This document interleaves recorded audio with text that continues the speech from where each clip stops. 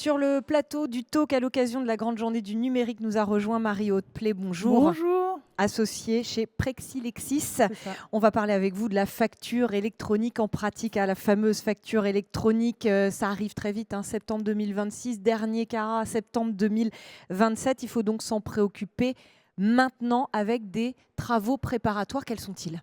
Eh bien oui, c'est maintenant. Il faut se préparer aussi bien dans le cabinet, et pour cela, il faut travailler son portefeuille, l'analyser avec des outils comme la segmentation, qui Hmm. va vous permettre d'analyser le besoin de vos clients et donc de pouvoir faire des groupes et des propositions à vos clients.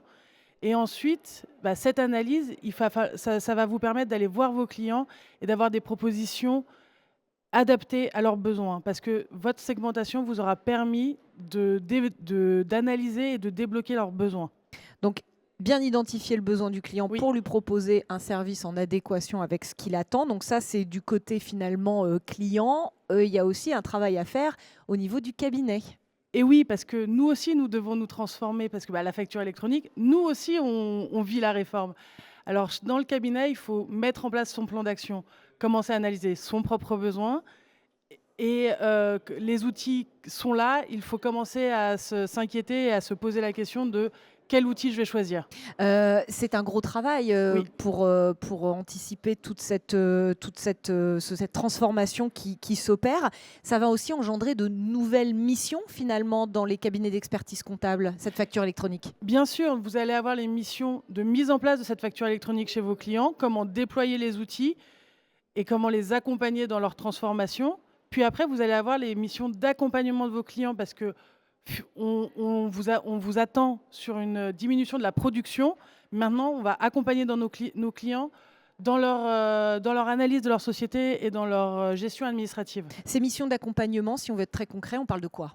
On parle de paiement fournisseur, on parle de gestion de trésorerie, on parle de tableau de bord, on parle d'adapter, de comprendre les besoins de nos clients et de leur proposer un accompagnement personnalisé. Bon, ce qu'on comprend en creux, c'est que c'est une vraie période de transformation pour les cabinets d'expertise comptable. Tout ça, il faut l'anticiper, donc, Oui, et il faut être accompagné pour le faire. C'est un peu la raison d'être aussi de Profession Comptable 2030. c'est ça. Profession comptable 2030 vous accompagne avec des formations spécifiques à la facture électronique, avec l'intégration dans les cabinets et le développement des nouvelles missions liées à la facture électronique, mais aussi sur les futures missions d'accompagnement, et sur le full, par exemple, des formations spécifiques sont proposées aux experts comptables et à leurs collaborateurs. Merci beaucoup, Marie-Aude Play, pour cette explication sur la facture électronique en pratique.